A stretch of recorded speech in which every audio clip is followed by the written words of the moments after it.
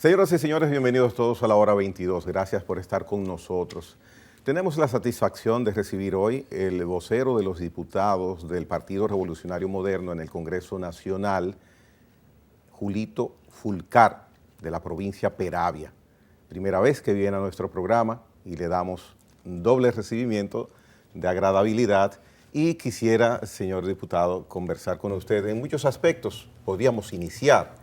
Me permito iniciar por lo siguiente. En estos momentos el Partido Revolucionario Moderno se encuentra en el poder, un partido nuevo, llega de manera rápida al poder. Quisiera conocer el nivel de satisfacción que tiene usted como miembro importante, vicepresidente de ese partido, sobre la satisfacción que siente del logro que a su juicio pueda haber conseguido esta gestión que tiene apenas año y medio. Primero agradecer la invitación a la hora 22, casi cerrando la noche, ¿verdad? Cierto, muy cierto. Así es. Muy contento de estar con ustedes. Y segundo, decirles que la República Dominicana recibió al PRM en el gobierno, lo eligió en el momento más difícil de la historia contemporánea de la República Dominicana. Estamos hablando de un partido que viene de una escisión de otra organización, que se constituye al vapor, que a la par de irse organizando, tiene que irse preparando para participar en un proceso electoral en el año 2016, en el que tenemos un resultado importante, 32 alcaldes, logramos 48 diputados, 2 senadurías y decenas de directores de juntas distritales. Ese proceso del 16 nos llevó a continuar haciendo crecer el partido, pero organizándolo para participar en las elecciones del 20. Luchando contra un poder en ese momento que todo el mundo lo sentía inderrotable. El poder que ostentaba el Partido de la Liberación Dominicana, que lo tenía todo, absolutamente todo. Sin embargo, la sapiencia con la que se organizó, con las estrategias que establecimos, con la que se manejó la campaña del partido y la visión que tuvimos de por dónde era que estaba caminando el pueblo dominicano y hacia dónde era que teníamos que dirigir nuestro foco de atención para orientar un proceso electoral y de crecimiento, nos llevó a lo que logramos en el año 2020.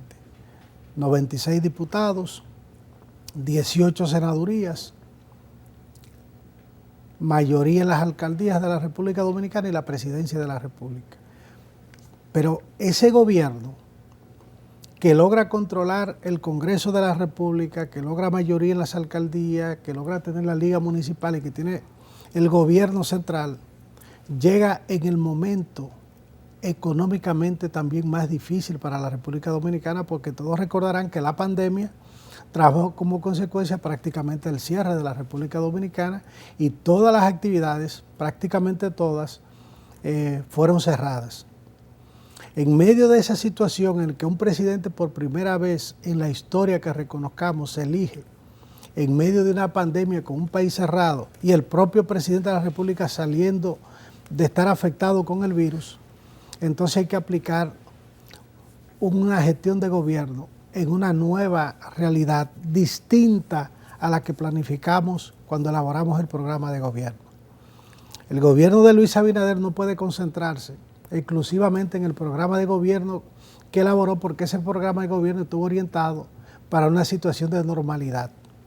Tiene que concentrar su atención en áreas fundamentales, el tema de la salud, del control de la pandemia, de evitar el alto índice de mortalidad que teníamos en ese momento, pero de recuperar la economía, que era lo fundamental para que el país pudiera comenzar a caminar. Y al compás de eso, garantizar la producción agropecuaria del país y poder buscar alguna luz que permitiera trabajar el tema de la educación y que no se perdiera el año escolar. En esa orientación concentra el gobierno de Luis Abinader su primer año de gestión, acompañado de una decisión del presidente de la República de designar una Procuraduría General independiente, que pudiera de alguna manera no depender del Ejecutivo como se ha venido haciendo hasta el día de hoy. A lo que vamos de tiempo en el gobierno, han sido muchos los logros que hemos tenido. La República Dominicana ha sido marcado como uno de los países que mejor ha logrado manejar el tema de la pandemia del COVID-19. Hay una producción agropecuaria en la República Dominicana significativa, producción de arroz, de habichuela, de los principales rubros, control del tema de la producción de carne. El gobierno ha tenido que subsidiar el tema de los fertilizantes para lograr que los artículos de primera necesidad tengan más o menos un nivel de control, aunque hay un componente internacional que provoque esa salsa.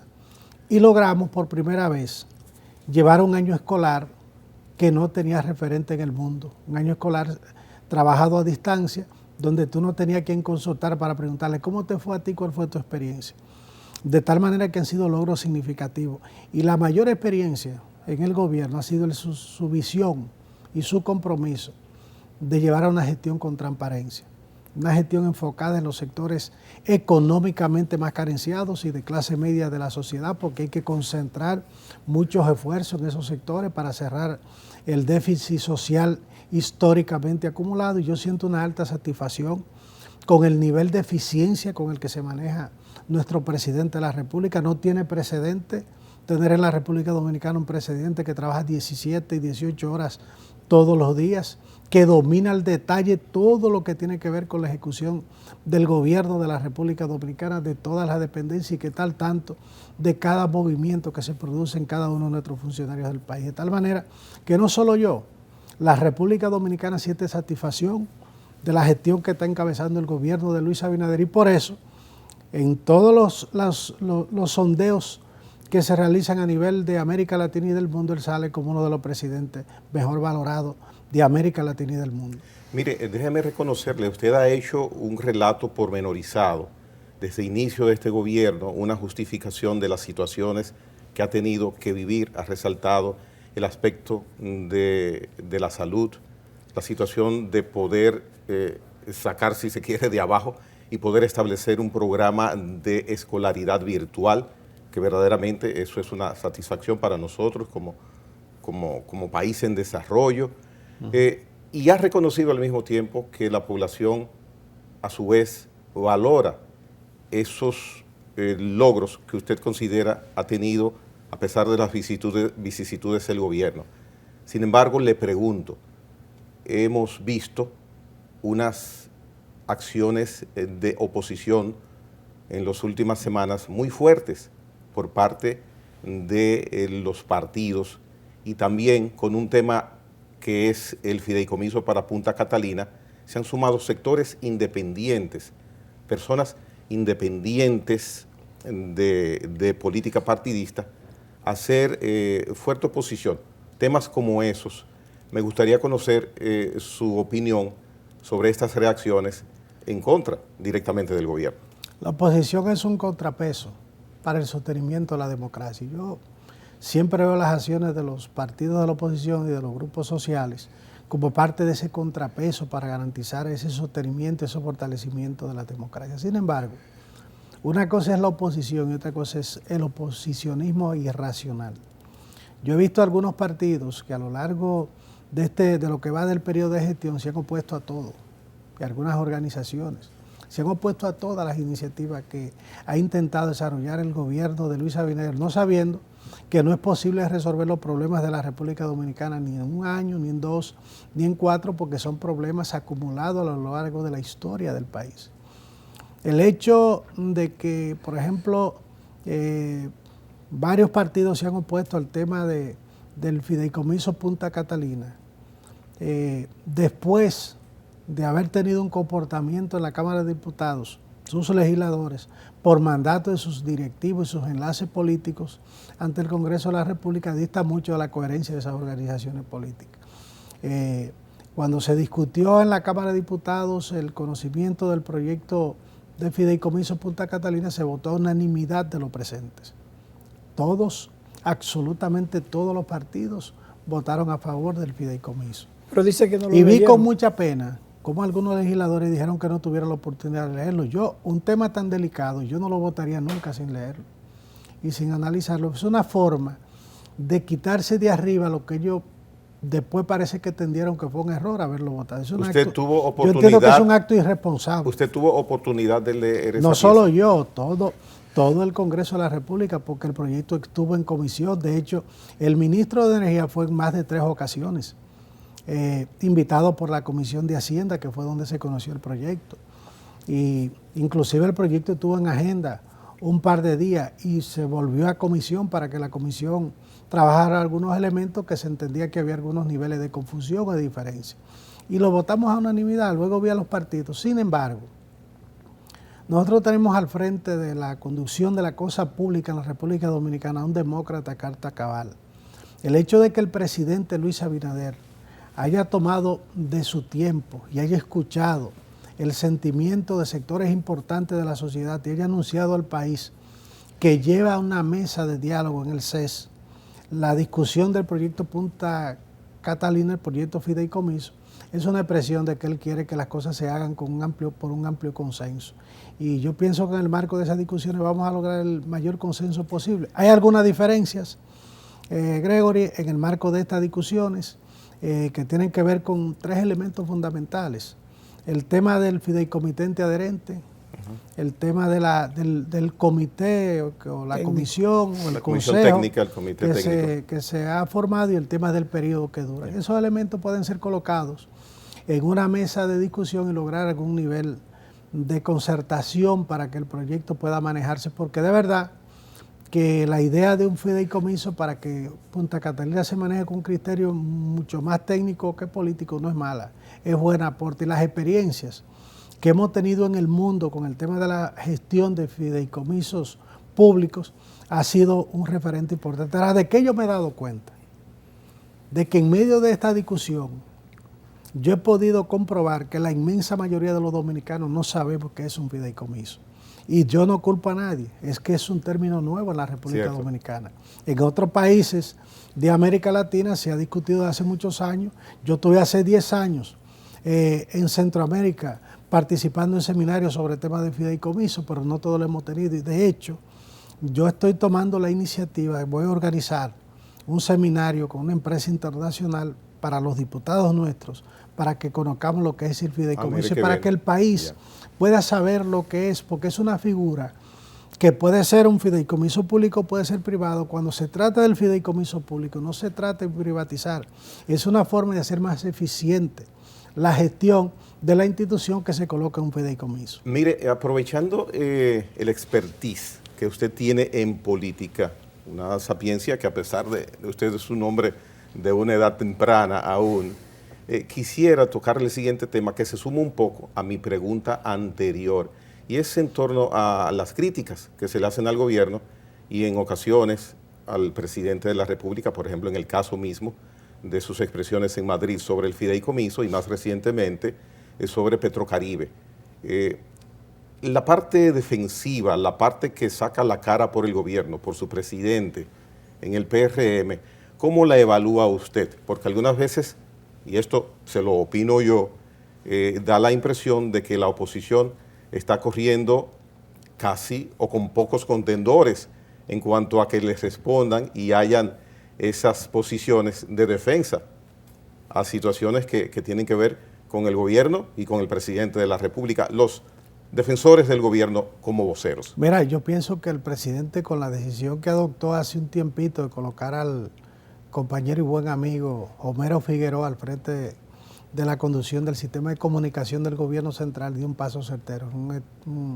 Un experto en el tema comunicacional, es una persona de fácil acceso con la gente, que llega, que hace empatía y que tiene una experiencia acrisolada ya en materia de manejo comunicacional en la República Dominicana, que ha sido comunicador de diferentes medios, tanto radiales como televisivos y escritos del país, y entonces yo pienso que ha venido fortaleciéndose. Pero hay que reconocer que nosotros hemos tenido algún nivel de debilidad en el sistema de comunicacional del gobierno que hay que seguir fortaleciendo.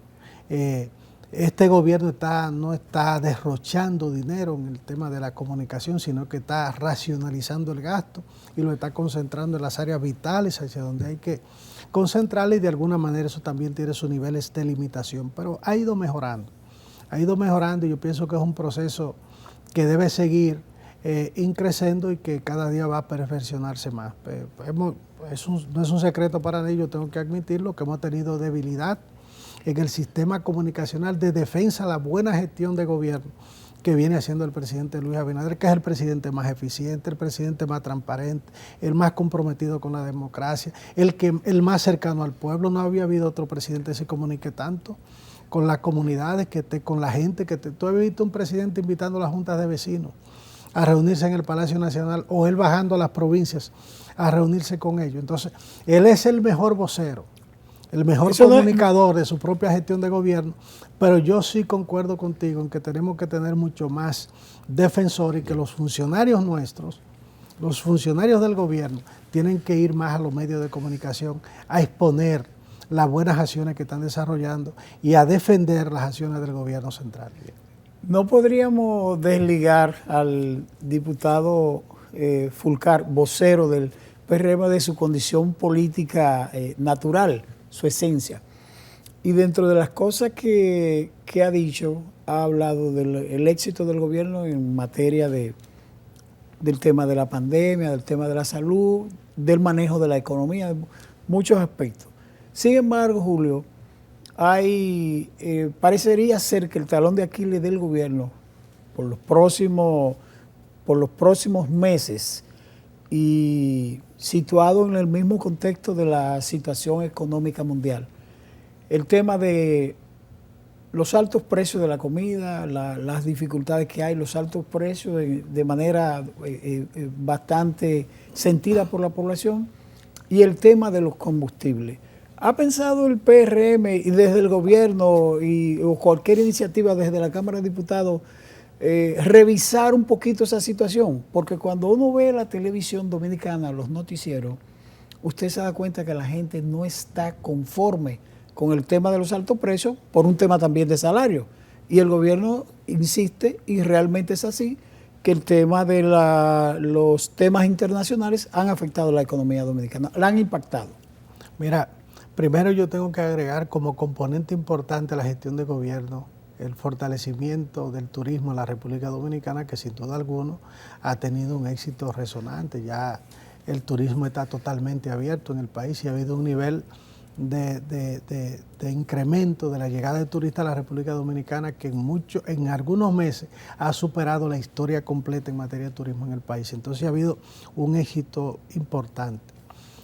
En el tema referido al alza de los artículos de primera necesidad, hay un componente internacional que el gobierno dominicano no puede controlar, aunque lo quisiera. Todos sabemos que si el combustible sube, automáticamente aumenta el precio del acarreo. Por ejemplo, traer un furgón, un tráiler de China costaba antes $2,000, $2,500 y hoy se sitúa sobre $16,000. Y evidentemente que eso se refleja de manera automática en el precio de los artículos de primera necesidad. La materia prima que se compra, las que son de carácter internacional, también ha aumentado. Y es un componente que nosotros no logramos controlar. Ahora bien, el gobierno ha estado enfocado en lo que tiene que ver con las responsabilidades locales, subsidiando áreas importantes. En su momento subsidió el tema de la producción del pan, subsidió el tema del pollo, subsidió el tema de los fertilizantes para garantizar que los artículos agropecuarios de origen agropecuario mantengan más o menos un precio racional, y en esa parte ha tenido éxito. Pero el gobierno ha dicho en innumerables ocasiones que tiene un compromiso con elevar las condiciones de vida de la gente, y es por eso que tuviste el anuncio que acabó de hacer cuando dice que llevaba las pensiones en la República Dominicana hasta 10,000 pesos. Las que estaban por debajo la colocó en 10,000 pesos, que fue un esfuerzo significativo. Pero lo que va de este gobierno ha recibido beneficios de incrementos salariales. Los médicos han recibido beneficios, los maestros, que por primera vez en la historia, después de una lucha de su sindicato por varios años, logra el ministro igualarle el pago de las tandas a los que trabajan en primaria como los que trabajan en secundaria, un aumento a los jubilados de la República Dominicana, y estamos hablando de más de 15,000 pensiones que se han emitido en lo que va de gobierno, de tal manera que el gobierno lo que está haciendo es procurando balancear la situación que se ha presentado con llevar oportunidades a la gente. Y el tema de los subsidios sociales, la tarjeta que antes se llamaba Solidaridad, que ahora se llama Supérate, que tenían un valor de 800 pesos y tienen un valor de 1.600 pesos. Y en adición a las 1.200 que había, se emitieron 1.300 más. Es decir, que el gobierno está llegando a la gente con 1.500.000 tarjetas de solidaridad, además de que se mantienen los otros componentes de los subsidios sociales de la República Dominicana. Lo del combustible es un tema sumamente complejo. En el Congreso de la República nosotros hemos formado desde hace un gran tiempo una comisión para revisar todo lo que tiene que ver con este procedimiento, pero tiene que haber aquí una combinación del Poder Ejecutivo, del Gobierno Central con el Poder Legislativo para que consensuemos y valoremos la posibilidad de una reforma a la ley de hidrocarburos que transparente más el tema del manejo de los precios, para que no se le tenga que echar la culpa a un gobierno de que aumentó. La culpa de que baje no se le echa porque la gente la ve bien, de que aumentó el precio de los combustibles, sino que sea una ley que sea como mucho más flexible, mucho más transparente. Yo concuerdo con que hay que ampliar los periodos para el cambio de los precios, que en vez de una semana pudiera ser tal vez una revisión mensual y que la gente pudiera tener algún nivel. Pero hay que tener en cuenta que en medio de la crisis económica en la que estamos viviendo, el gobierno está asumiendo un compromiso significativo con el tema de absorber el incremento del precio de los combustibles. Solo en esta semana que acaba de concluir, el gobierno dominicano ha asumido 500 millones de pesos para no cargárselo al precio de los combustibles. Y en lo que va de año, estamos hablando de ya casi 16.000 millones de pesos que el gobierno dominicano ha tenido que absorber para no cargárselo al pueblo, de tal manera que estamos frente a una gestión de gobierno que está enfocada en trabajar y en satisfacer las expectativas de la gente. Bien, vamos a hacer una pausa. Volvemos de nuevo con el vocero de los diputados del PRM, Julito Fulcar, aquí en la hora 22. Retornamos en breve.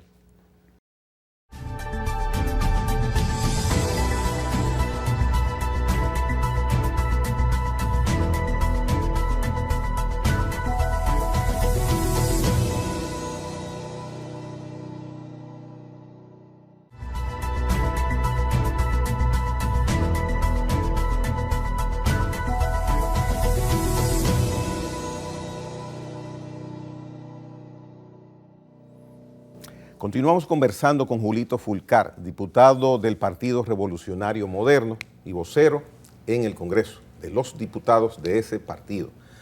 La pasada semana el senador del PRM, precisamente, Franklin Romero, por la provincia de Duarte, nos manifestaba que una de sus grandes preocupaciones en este momento, de manera institucional, es la migración no ordenada, la migración que no está bajo control en la República Dominicana.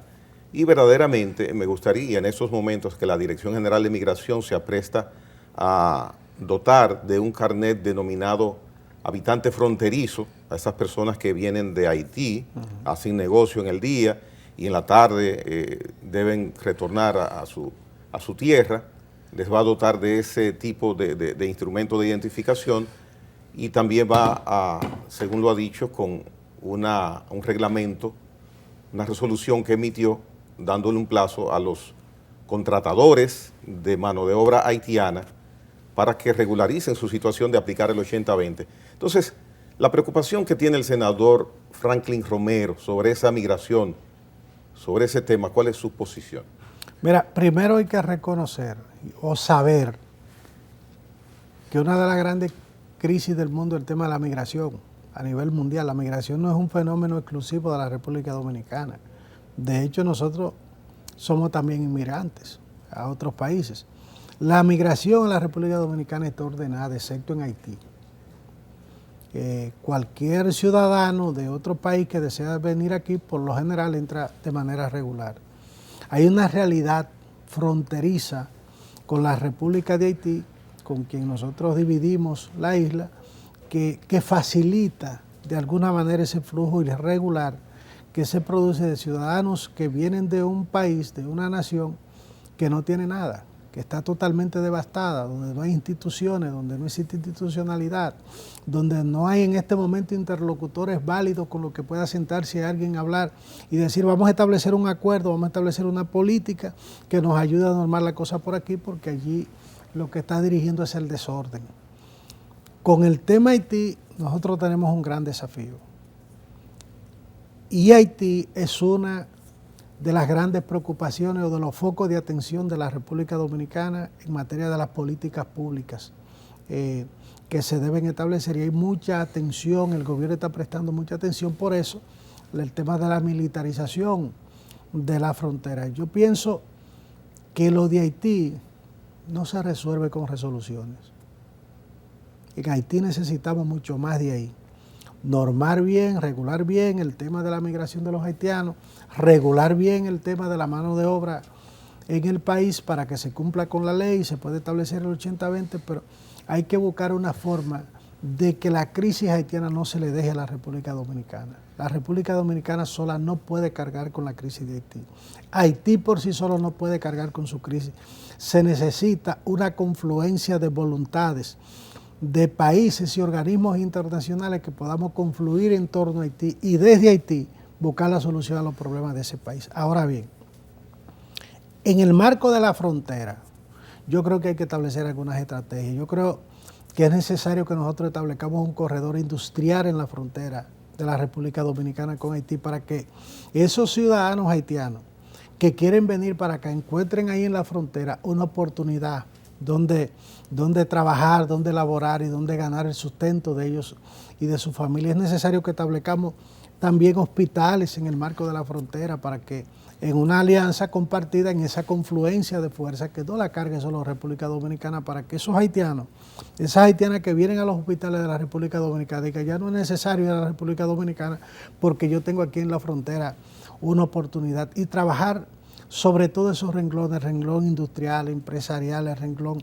de la salud, y nosotros tratar de ver cómo logramos contribuir a que República de Haití pueda superar de alguna manera esta crisis que está viviendo en este momento, una crisis de institucionalidad, una crisis de todo que tiene esa república, pero que tiene que ser un esfuerzo señor diputado, que trascienda la República Dominicana. En ese tiempo de gobierno que tiene su partido ejerciendo la primacía en República Dominicana, ¿qué se ha logrado, qué se ha hecho en ese sentido?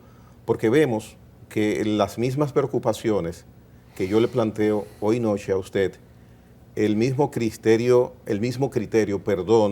de inquietud que usted, con el cual me responde, es la misma situación que se planteaba cuando ustedes estaban en oposición.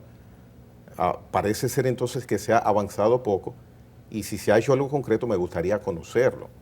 Bueno, en primer lugar, usted acaba de decir que el gobierno, a través de la Dirección de Migración, primero hay una mesa migratoria para tratar los asuntos de migración, convocada desde el propio Poder Ejecutivo, presidida por el Presidente de la República, coordinada por él e integrada por diferentes dependencias, donde participa inclusive el Congreso de la República con los presidentes de las comisiones de Interior y Policía de la Cámara de Diputados y del Senado de la República. Ahí se están definiendo muchas políticas migratorias y viene inclusive una iniciativa de reforma a la ley de migración de la República Dominicana que se está trabajando en esa mesa, donde hay una concertación de voluntades.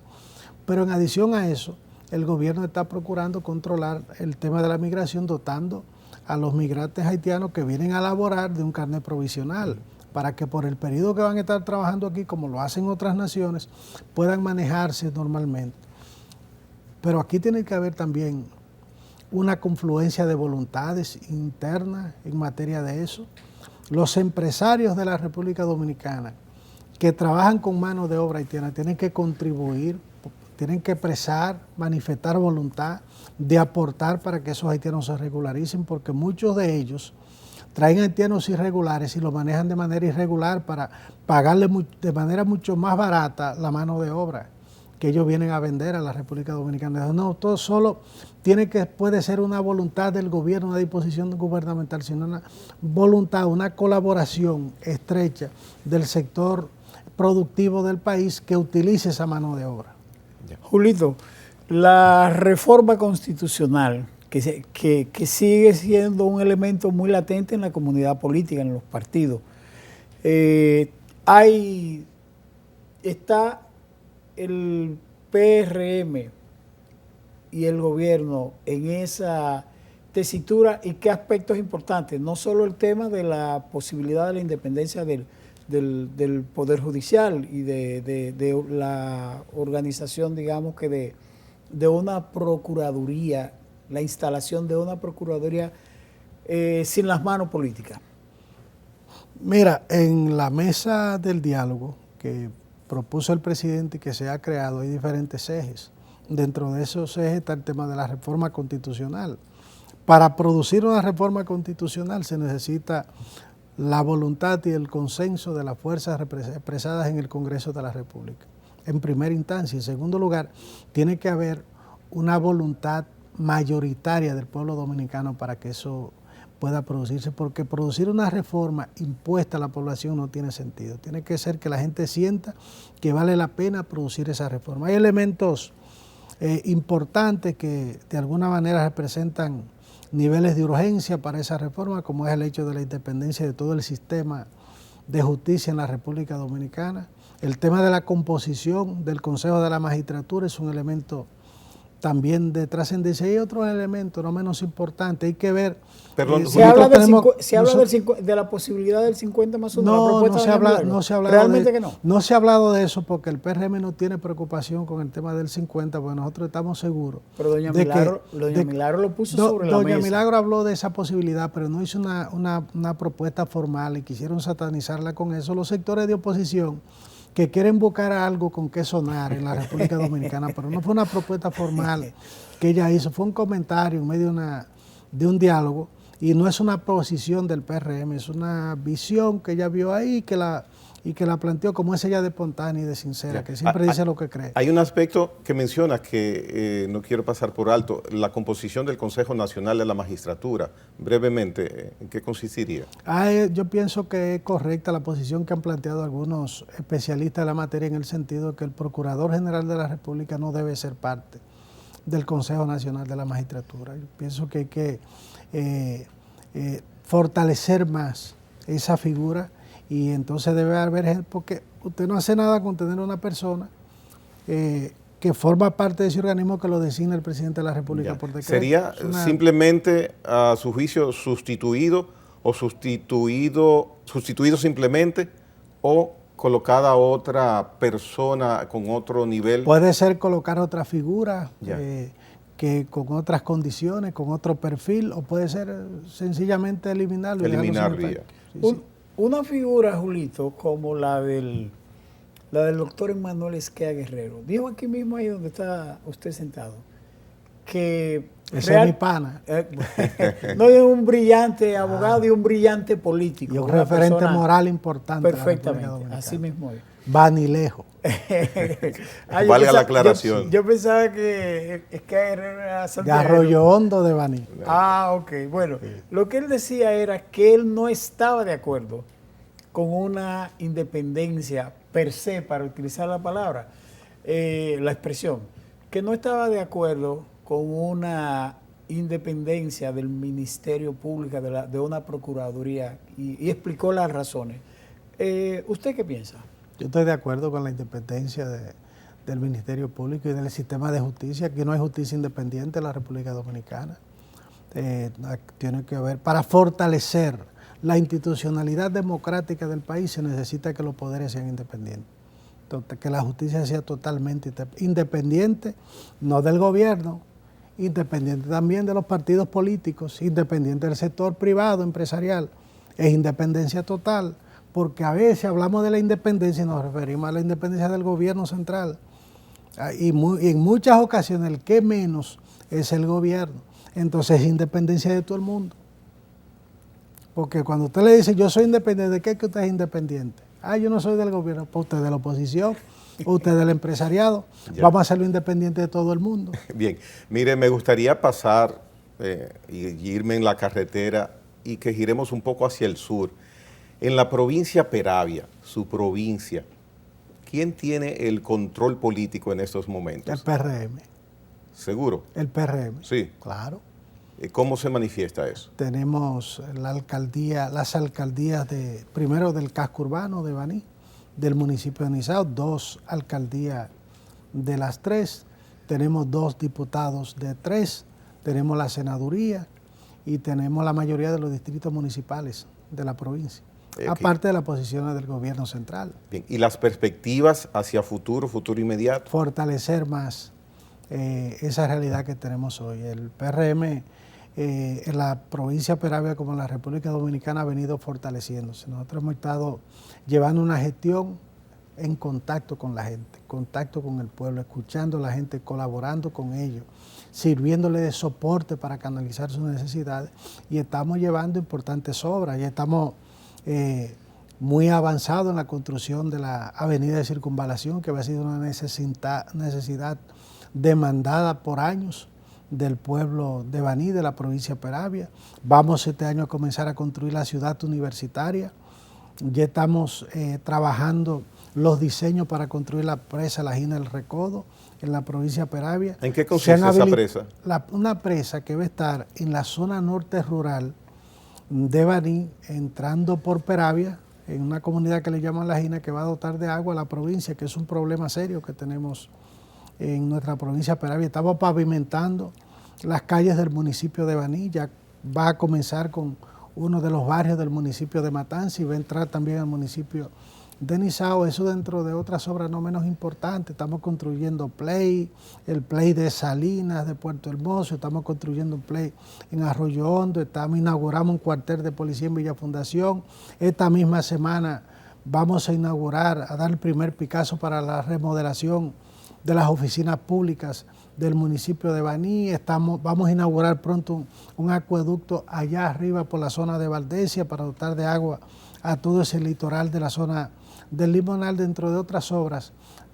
Estamos trabajando con la planta de tratamiento del municipio de Baní, que ha sido también otra demanda sentida a la población. Tenemos a INESPRE instalado en la comunidad de Baní de manera permanente, que había sido algo olvidado por las gestiones anteriores de los gobiernos del PLD, y estamos llevando un nivel de contacto con los grupos organizados, resolviendo problemas muy puntuales con las comunidades. En la zona norte de Baní hemos habilitado casi 60 kilómetros de camino. Estamos financiando al sector productivo a través del Banco Agrícola. Ya, por ejemplo, a los productores de café se les ha dotado de un financiamiento de 20 millones de pesos para que puedan ponerse al día y llevar a efectividad la producción de sus predios, y estamos ahí con la gente. Y en la parte de su agenda legislativa, los compromisos de campaña que usted prometió de estar en la curul desde el Congreso, donde está hoy, y como vocero, ¿están avanzadas esas promesas o hay muchos puntos pendientes todavía? Siempre van a quedar puntos pendientes, porque cuando lo cumplamos todo ya no tenemos nada que hacer y entonces no vale la pena seguir siendo. Pero nosotros estamos trabajando. Yo tengo una oficina legislativa en la provincia de Peravia. Soy el único legislador que tiene una oficina de servicio a la comunidad, con un centro de capacitación, un centro de internet gratis para la población, un consultorio médico, una oficina de atención a víctimas, una incubadora de emprendimiento para atender los proyectos de la gente, y ando buscando permanentemente oportunidades a la juventud en materia de capacitación. Estoy impulsando la firma de un convenio con el Infotep para fortalecer los procesos de capacitación de los jóvenes. Estoy formando grupos sociales en la comunidad, cooperativas. Ayer estuve llevando un taller a la cooperativa de frutas, que trabaja en la disecación de frutas en la comunidad de Villa Fundación. Ya hemos organizado la cooperativa de la Federación de Mujeres Campesinas, de la Federación de Campesinos Banilejo, de los productores de mango, una cooperativa de jóvenes emprendedores de la provincia de Peravia, y así sucesivamente. En materia legislativa, bueno, y he canalizado la colocación de los compañeros en el tren gubernamental, que también es una demanda que no es una promesa de campaña, pero es un compromiso. ¿Cuál es el nivel de satisfacción o de inquietud que hay en Peravia con los PRMistas, que en algunas provincias pues están molestos porque todavía no ha habido una representación de Hemos colocación. avanzado significativamente. Ya la inmensa mayoría de nuestros dirigentes están en el tren gubernamental, en la provincia de Peravia, y tenemos colocado, y yo se lo he dicho a los compañeros de la provincia, en este año y 8, 7 meses que llevamos de gobierno, hemos colocado compañeros en posiciones importantes del gobierno a nivel nacional, mucho más amplia que la que logró colocar el PLD en 16 años. Bien, mire, vamos a hacer una pausa. se terminó. Sí, porque debemos hacer la pausa. Era en un minuto, pero nos vamos con la pausa. En el minuto cuando volvamos, vamos a hablar de distintos aspectos en el segmento final y sobre las dunas de Baní. En breve, con Fulito Fulcar, retornamos.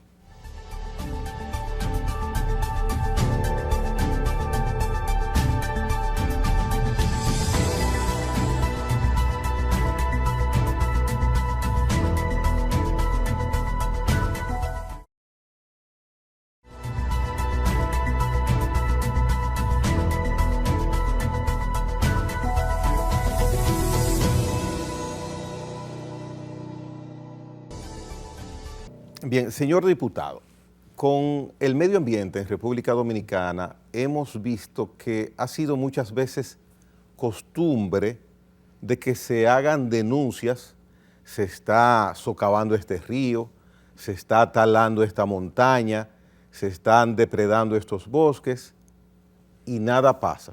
Hay poderes económicos muchas veces detrás de estas situaciones, pero sobre todo durante muchos años hay impunidad.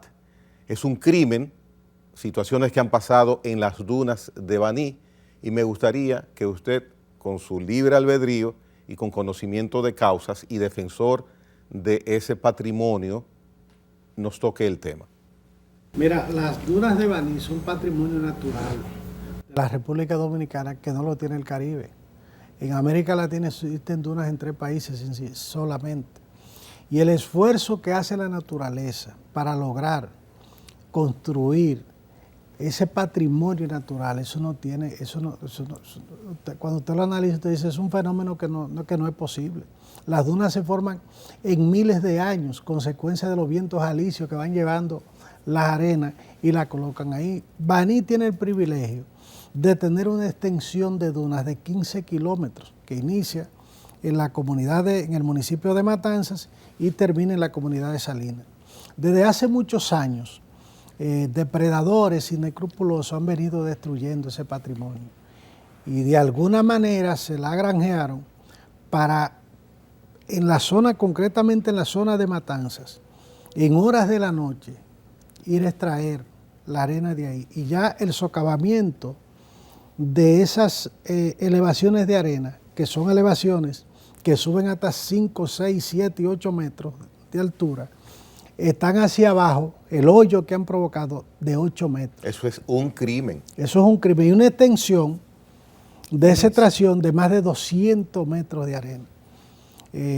Había habido mucha preocupación de los ciudadanos de la provincia de Peravia y nosotros cuando fuimos y vimos qué era lo que estaba pasando, y esto es sencillamente un crimen inaceptable. Pero el dinero en los bolsillos de esa arena, de los responsables de eso, se entiende que se conoce quiénes son. Bueno, claro que sí, evidentemente. Y de alguna manera eso siempre tiene sus cómplices, que colaboran con ellos, que contribuyen con ellos. En este caso, se descubrió que había un oficial superior de la policía que estaba participando de ese proceso y fue encausado. Hay un importante grancero de la provincia de Peravia que no solo se conformaba con extraerla y venderla, sino que colocó cercano a Matanzas, en la comunidad de Los Tumbaos, un centro de acopio. Tenía más de 25 pilas de arena que tenían más de 20 metros cúbicos colocados ahí, y entonces esa arena fue descubierta, se montó en un camión y se llevó de nuevo al lugar donde lo habían extraído, y el responsable está siendo sometido a la justicia. Yo he llamado al Ministerio de Medio Ambiente a que no solo sean acciones esporádicas, sino que las dunas, por su importancia, por su naturaleza, y sobre todo porque yo no sé si ustedes saben que si desaparecen las dunas, se van todas las comunidades que están cuesta abajo de las dunas, porque no va a haber un muro de contención que evite que el mar siga rodando.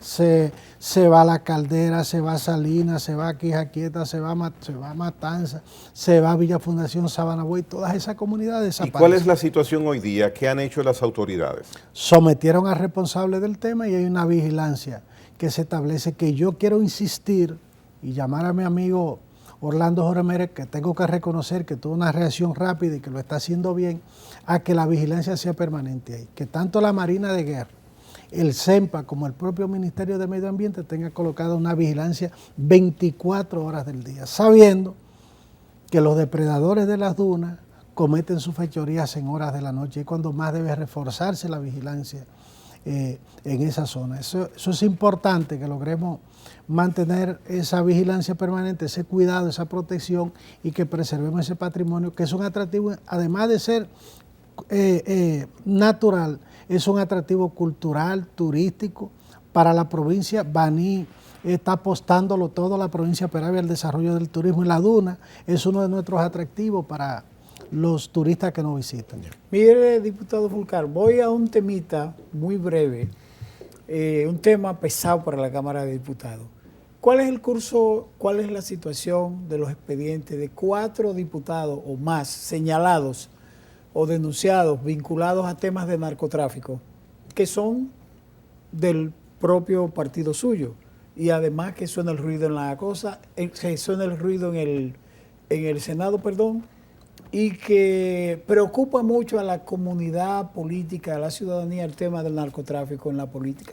Hubo el ruido, son 3 pertenecen al PRM, otro pertenece a otro partido, al PRD. En el caso del primer diputado, el compañero Gutiérrez, que está detenido en los Estados Unidos, y es la justicia norteamericana la que tiene que decidir cuál es el destino que va a dar a la situación de ese ciudadano, hoy diputado, pero ciudadano dominicano, que de por sí era residente en los Estados Unidos. Con el caso de los 3 de aquí, bueno, se produjo el ruido, y después del ruido no ha habido ninguna otra acción. Y nosotros como legisladores... Parece que todos los partidos entonces están de acuerdo. ¿Perdón? Parece que todos los partidos... ¿En qué sentido? No, se han puesto de acuerdo porque el tema del narcotráfico, o sea, el dinero del narcotráfico en la política, no, los partidos, parece que afecta a todos los partidos. No, los partidos no se han puesto de acuerdo. Lo que pasa es que una cosa es el Congreso y otra es la justicia. Nosotros no podemos condenar a un legislador cuando la justicia no lo ha condenado. Para usted sancionar, usted destituir a un legislador, usted tiene que hacerle un juicio político, y para hacerle un juicio político tiene que tener alguna sustentación que le avale hacerle ese juicio político. Los compañeros sonaron en un ruido, mucha gente sonó, a veces el morbo de la República Dominicana provoca que, porque también aquí existe un nivel de sicariato moral que afecta a la imagen de la gente.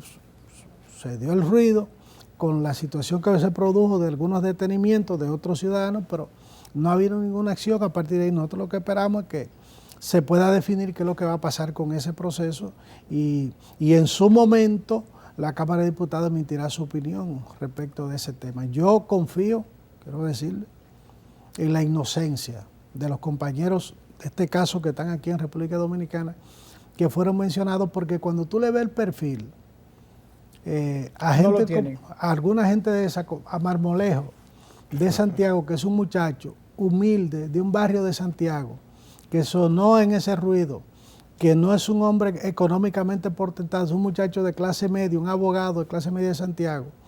Tú dices, pero ¿cómo es posible?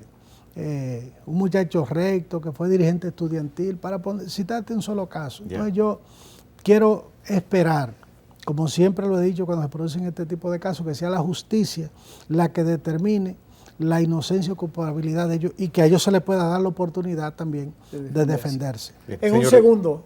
Terminamos.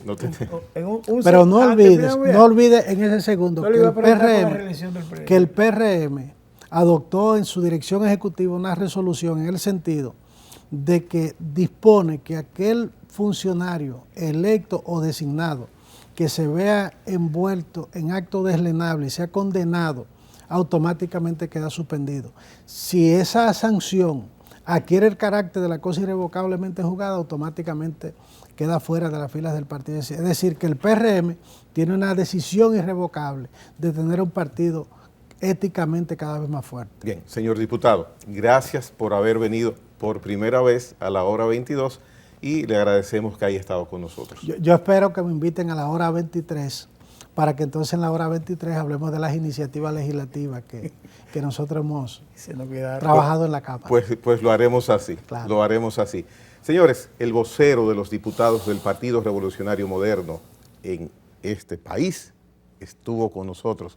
Julito Fulcar, a quien agradecemos que haya estado con nosotros. Hasta la próxima.